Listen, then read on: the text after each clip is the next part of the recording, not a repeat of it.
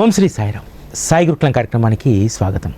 బాబా యొక్క ఉనికిని ప్రతి క్షణం అనుభవించేటువంటి భక్తుడికి బాబా పైన ఎవరు ఎన్ని మాట్లాడినా సరే సడలనటువంటి విశ్వాసం ఉంటుంది. ఈరోజు బాబా భక్తులకు పెట్టినటువంటి పరీక్షలో భక్తులు 100% విజయాన్ని సాధించారు. ఎందుకనంటే సాయి టీవీ ద్వారా అనేక మంది భక్తులతో ఆఫ్లైన్ ద్వారా మాట్లాడడం జరిగింది. దాదాపు నాకు ఒక 50-60 మంది మందిరాలు నిర్వహించేటువంటి వారు, కొన్ని వందల మంది భక్తులు, సాయి టీవీతో కనెక్ట్ అయి ఉన్నటువంటి కొన్ని వేలాది మంది, లక్షలాది మంది భక్తులు, వారి వద్ద నుంచి ఇప్పటి వరకు మాకు ఒక్క మెసేజ్ అంటే మెసేజ్ రాలే. బాబా పైన ఈ అసత్య ప్రచారం జరుగుతుంది, ఎందుకని, దేనికోసం అనేటువంటి ఒక్క మెసేజ్ కూడా ప్రమాణపూర్వకంగా సాయి టీవీకి రాలేదు. దీని అర్థం ఏమిటి?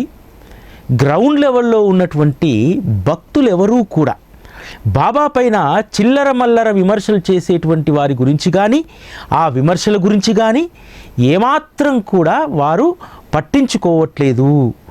అది ఒక కుట్రపూరితమైనటువంటి విషయంగానే వారు భావిస్తున్నారు.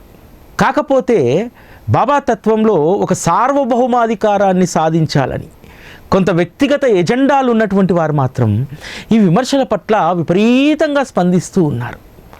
దానివల్ల ఎవరికైనా ప్రయోజనం కలిగిందా?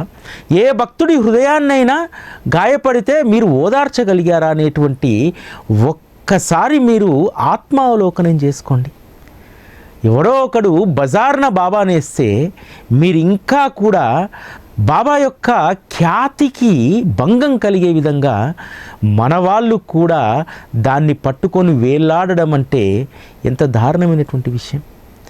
మనకు రామాయణ మహాభారతాల పైన కూడా అనేక మంది హేతువాదులు కావచ్చు, రకరకాలైనటువంటి వ్యక్తులు వాటిపైన కూడా విమర్శలు చేసినటువంటి వారు, అవి కేవలం కల్పనా కథలని, వాటిలో వాస్తవం లేదని, రాముడు ఒక ఊహా దైవం అని, ఇలా కొన్ని వందల సంవత్సరాల నుంచి దాన్ని విమర్శిస్తూ వస్తూ ఉన్నారు కదా. అటువంటి రామాయణ మహాభారతాలు ఈరోజు నిలబడకుండా పోయాయా? రాముణ్ణి దేవునిగా మనం కొలవట్లేదా? కృష్ణుణ్ణి భగవంతునిగా, గురువుగా మనము ఆరాధించట్లేదా? ఇవన్నీ ఎవరో విమర్శిస్తే కొన్ని కోట్ల మందిలో, భారతదేశంలో 140 కోట్ల మంది జనాభాలో దాదాపు 100 కోట్ల మంది హిందువులు ఉన్నారు కదా. ఈ 100 కోట్ల మందిలో ఒక్కడు లేచి బాబా పైన రకరకాల విమర్శలు చేస్తూ, బాబా ఏదో సనాతన ధర్మాన్ని చెడగొడుతున్నాడని, సనాతన ధర్మంలో లేడని, హిందువుల్లో చీలిక తెస్తున్నారని ఒక్కరు మాట్లాడితే, అంటే దాదాపు 100 కోట్ల మంది హిందువులు ఉన్నటువంటి ఈ భారతదేశంలో ఒక వ్యక్తి యొక్క విమర్శకు, లేకపోతే ఒక సమూహం యొక్క విమర్శకు అసలు ఎందుకు గజగజలాడిపోతున్నారో అర్థం కావట్లేదు. ఇది గజగజలాడుతున్నట్లేదు. కొంతమంది మన స్వపక్షంలో ఉన్నటువంటి వాళ్ళే వారి యొక్క ఖ్యాతి కోసం, పేరు కోసం, గుర్తింపు కోసం తామేదో సాయిబాబా సామ్రాజ్యానికి సార్వభౌమాధికారులం అయిపోవాలని చెప్పి ఇటువంటి చర్యలకు పాల్పడుతున్నారు. కాబట్టి దీన్ని అందరము తగ్గించుకుంటే మంచిది. వీలైతే భక్తుల హృదయాల్లో బాబా ప్రేమను పెంచేటువంటి ప్రయత్నం చేయండి. బాబా ప్రేమను ఇంకా ఎక్కువగా రుచి చూపెట్టేటువంటి ప్రయత్నం చేయండి. అద్భుతమైనటువంటి కార్యక్రమాలు చేయండి. రేపు అసలైనటువంటి డేంజర్ బెల్స్ ఏంటో తెలుసా?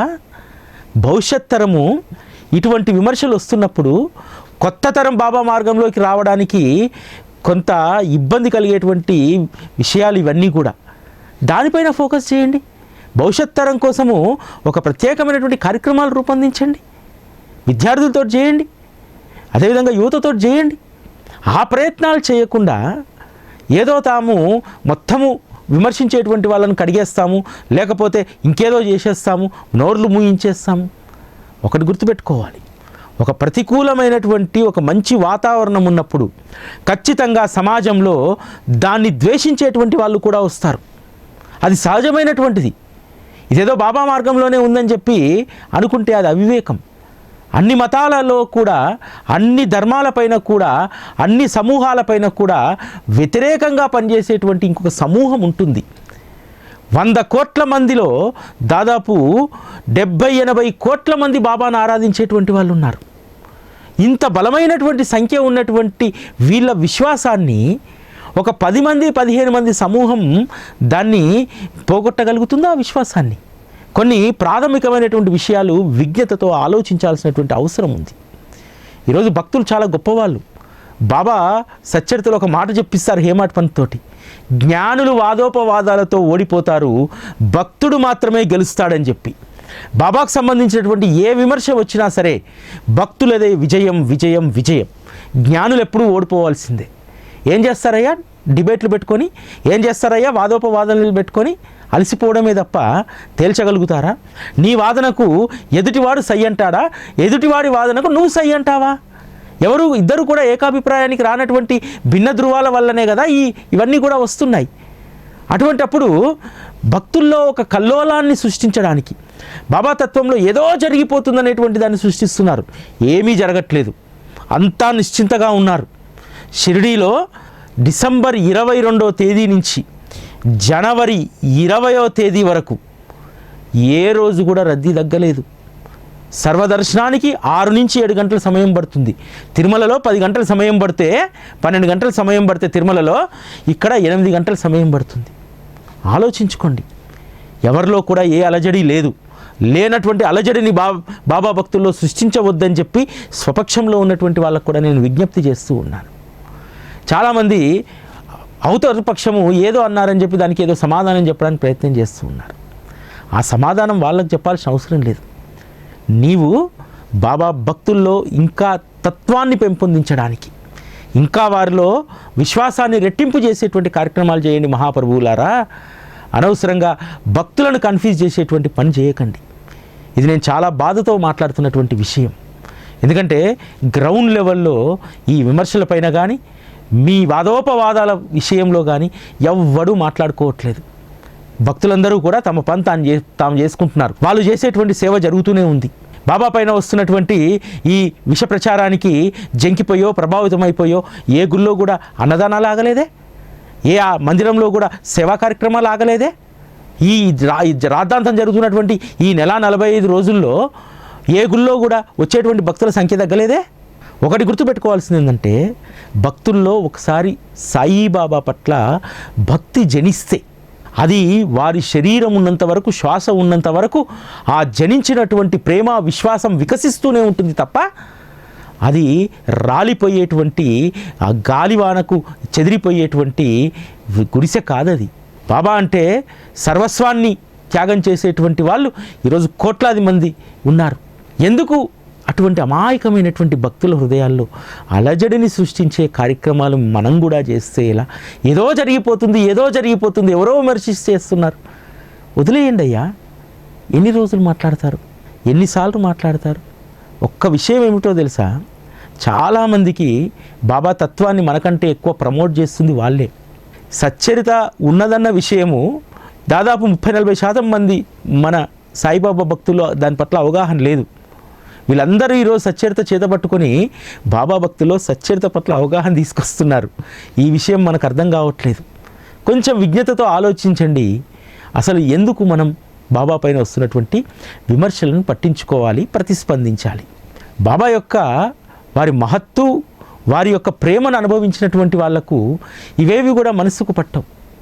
ఎందుకనంటే దారిన పోతుంటే మనం సరిగ్గా ఉన్నా సరే ఎదుటిగా వచ్చినటువంటి వాడు మనస్తత్వం బాగలేనటువంటి వాడు ఒక మాట అంటాడు. ఆ మాట అంటే ఇక వాడిని రోడ్డు మీద నిలబెట్టి జీవితాంతం వాడితో పోరాడతామా? అరే నాయన పోరా, నేనేందో నాకు తెలుసు. ఈరోజు బాబా భక్తుల పరిస్థితి కూడా అంతే. అరే పోరా నాయన, మా బాబా అంటే మాకేంటో తెలుసు.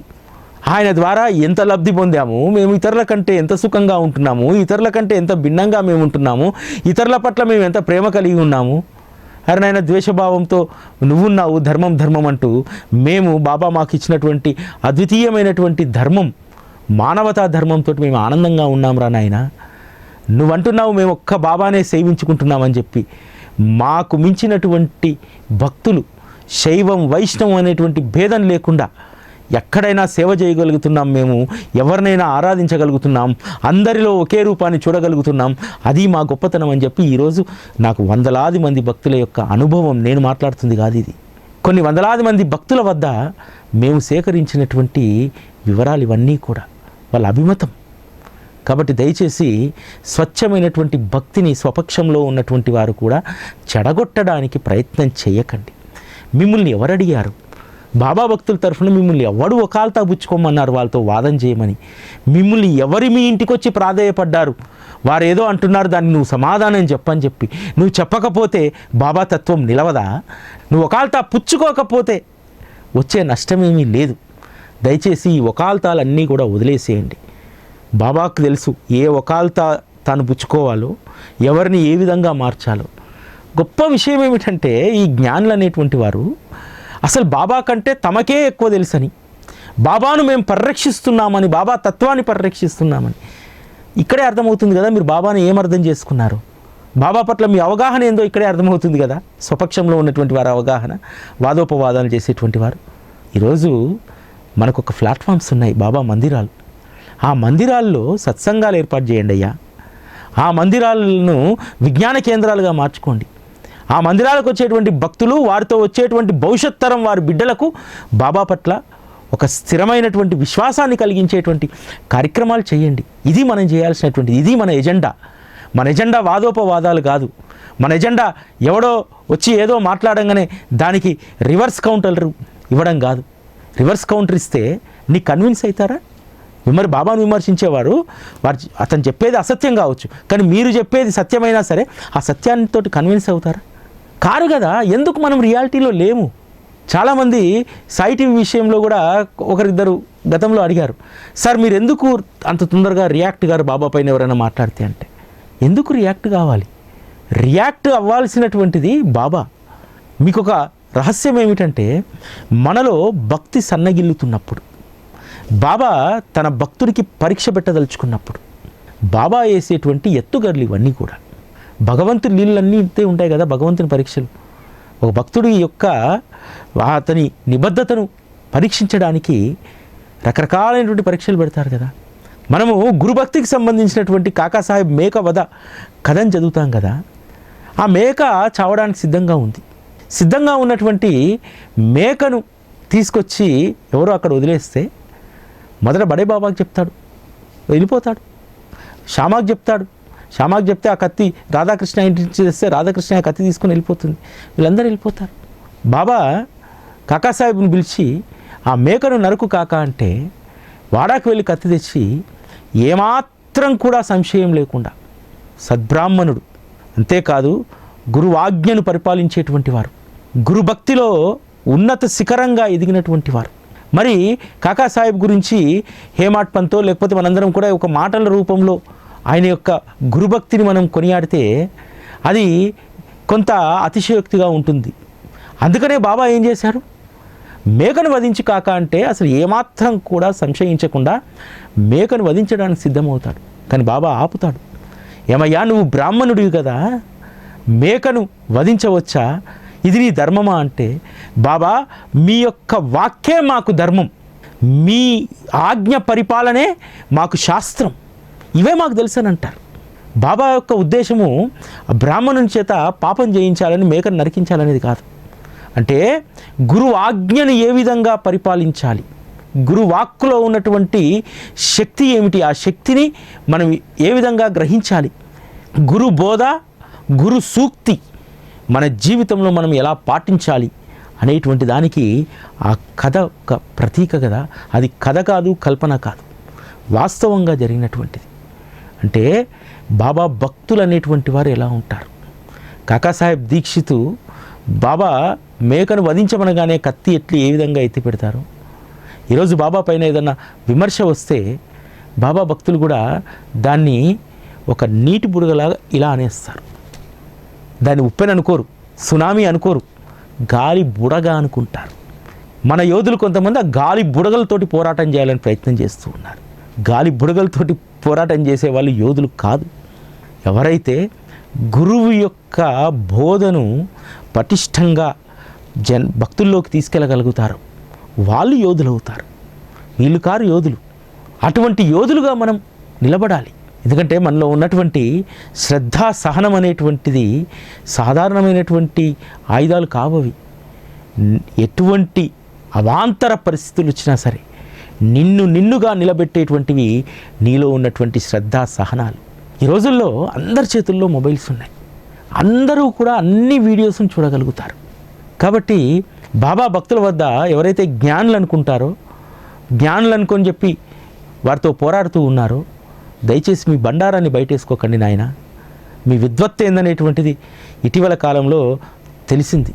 హేమాడ్ పంత్ను అనరాని మాట అంటే ఆ ఫోన్ కాన్వర్జేషన్లో కనీసం దానిని ఖండించలేనటువంటి వారు. ఈరోజు బాబా తత్వానికి మూలం సచ్చరిత కదా.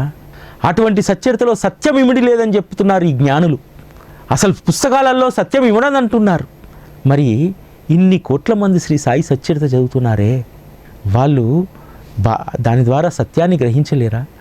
ఒక మనిషిగా మనం ఎలా బ్రతకాలి, ఇతరుల పట్ల ఎలా ప్రేమ కలిగి ఉండాలి అనేటువంటి దాన్ని గ్రహించి ఈరోజు ఒక సమరస భావంతో భక్తులు బతకట్లేదా?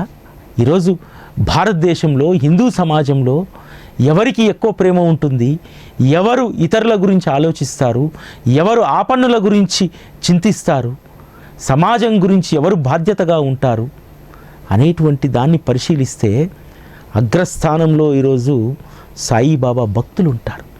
అటువంటిది స్వపక్షంలో ఉండి హేమాడ్ పంత్ను అంత మాట అంటే దానిపైన స్టికానై అక్కడికక్కడ దుమ్ము దులపలేనటువంటి వాళ్ళు మీరేం జ్ఞానులు?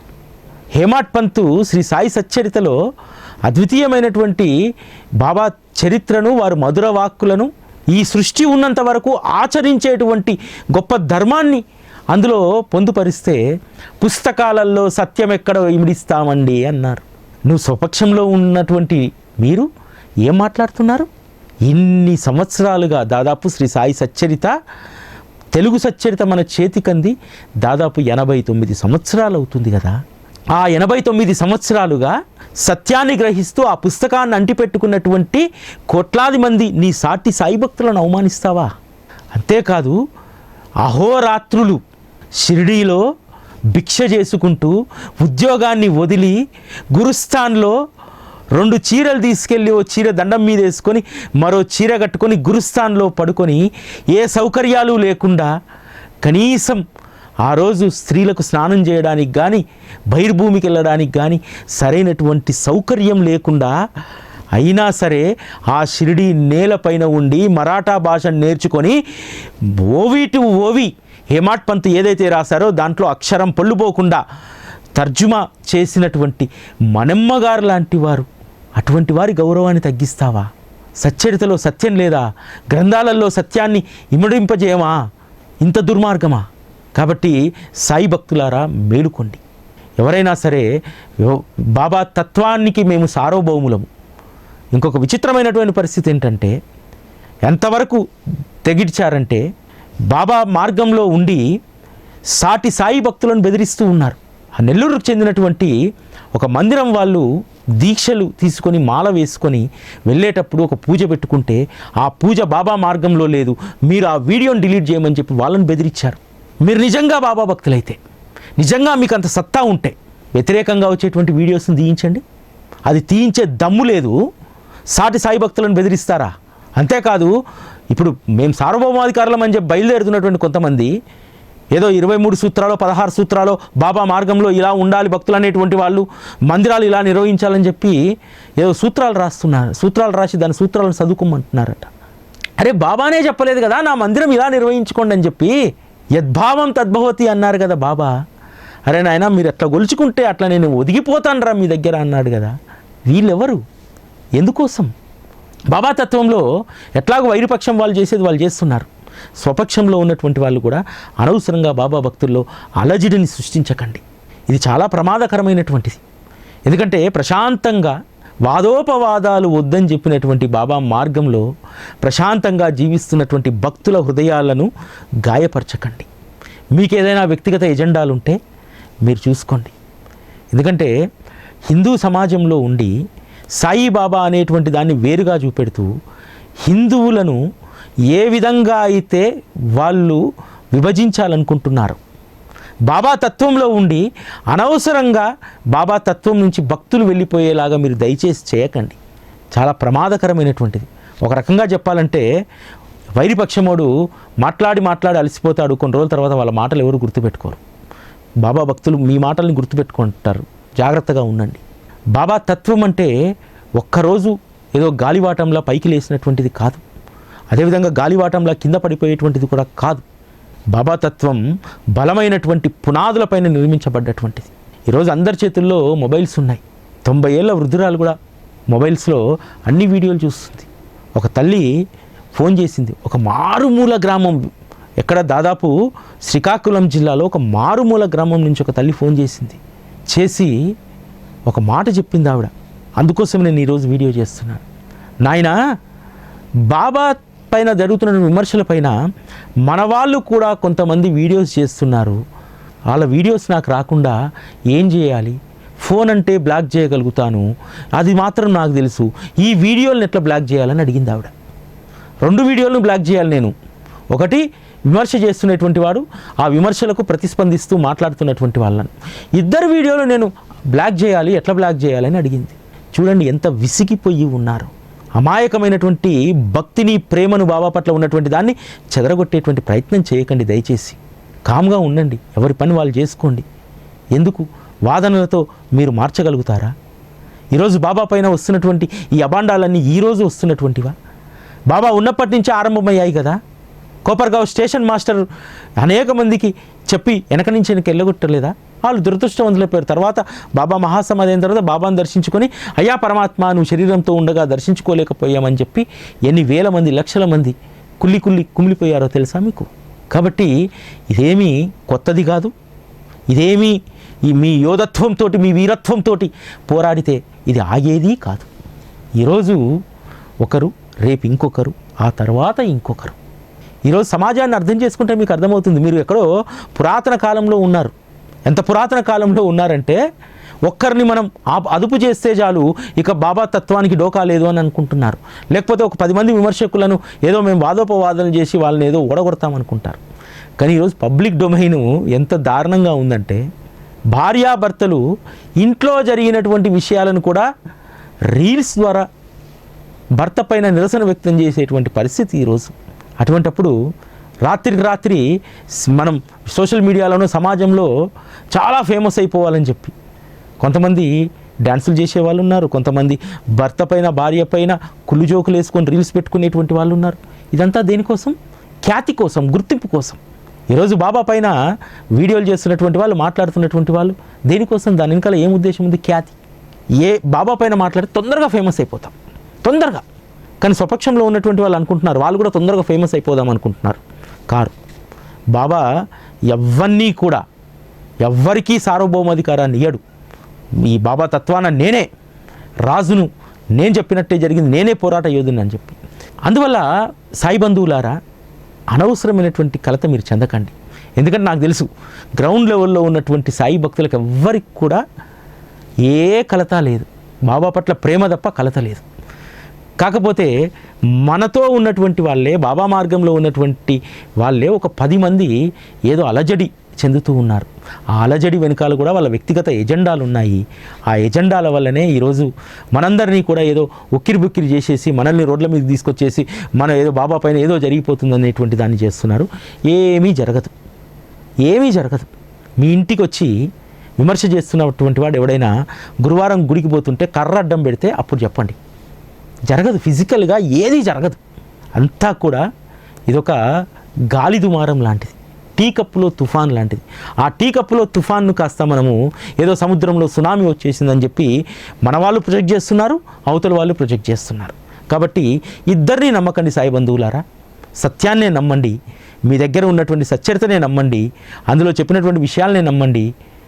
కేవలం మీ ఆత్మసాక్షి ఏది చెప్తుందో, మీలో ఉన్నటువంటి బాబా ఏం చెప్తారో, ఇది 100% బాబా భక్తుల ప్రతి హృదయంలో కూడా బాబా ఉంటాడు. బాబా ఏం చెప్తున్నాడో దాన్ని మాత్రమే వినండి. నా మాట కూడా మీరు వినవద్దు. బాబా మీ మనస్సులకు ఏం చెప్తున్నాడో, మీలో ఉన్నటువంటి బాబా ఏం చెప్తున్నాడో దానినే వినండి. మీ సాయి బంధువులారా, ఇంత ఆందోళనతో ఇంత ఆవేదనతో ఎందుకు మాట్లాడుతున్నానంటే, ఇది అమాయకమైనటువంటి భక్తుల వరకు చేరిందనుకోండి ఈ అలజడి.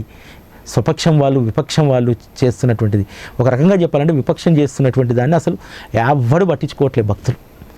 అంతో కొంత ఈ స్వపక్షంలో ఉన్నటువంటి వారి యొక్క వాదనల వల్ల వాళ్ళ మనస్సు గాయమవుతుంది తప్ప. ఎందుకంటే హేమాడ్ పంత్ అంటే నోరు మూసుకొని కూర్చుంటారా? హేమాడ్ పంత్ పైన అంత మాట అంటే ఆ క్షణాన కదా దులిపిపడేయాలి. ఏమైంది మీ జ్ఞానం, ఏమైంది మీ పాండిత్యం? ఎందుకంటే మీకు అసలు అవగాహన లేదు, అసలు హేమాడ్ పంత్ గురించి తెలియదు, సచ్చరిత గురించి తెలియదు. అటువంటి వాళ్ళు బాబా పక్షాన మాట్లాడేటువంటి దానికి సిద్ధమవుతూ ఉన్నారు. అదొక సిగ్గుమాలిన పని. ఆ సిగ్గుమాలిన పనిని వదిలేసి మీ వ్యాపారాలు, మీ వ్యవహారాలు, మీ వృత్తి ప్రవృత్తులు చేసుకోండి నాయన. బాబా తత్వంలో ఉండి ఇటువంటి దాన్ని వదిలేయండి. అనవసరంగా బాబా భక్తుల్లో కలతలు తీసుకురాకండి. ఇదే నా విన్నపం. ఓం శ్రీ సాయిరామ్. 52 గురువారాల సాయి దివ్య పూజ. జనవరి 23 శుక్రవారం, వసంత పంచమి, శ్రీ వరాల సాయి మందిర 6వ వార్షికోత్సవం. శ్రీ వరాల సాయి 6వ వార్షికోత్సవం నుండి ఏడాది పాటు 52 గురువారాలు భక్తుల గోత్రనామాలతో సాయి దివ్య పూజ. 52 గురువారాల పూజలో పాల్గొనే భక్తులు పూజా దక్షిణ 2501 రూపాయలు జనవరి 22వ తేదీలోపు చెల్లించి పేర్లు నమోదు చేసుకోవాలి. జనవరి 29 గురువారం నుండి ఏడాది పాటు ప్రతి గురువారం భక్తుల గోత్రనామాలతో సాయి దివ్య పూజ నిర్వహించబడును. 52 గురువారాల పూజా దక్షిణ 2501 రూపాయలు జనవరి 22వ తేదీలోపు గూగుల్ పే లేదా ఫోన్ పే ద్వారా 9010084299 లేదా 9848614440 నెంబర్లలో చెల్లించాలి. మీ గోత్రనామాలను 9010084299 నెంబర్కు వాట్సాప్ ద్వారా పంపించాలి. వివరాల కోసం 9010084299 లేదా 9848614440 నెంబర్లలో సంప్రదించండి.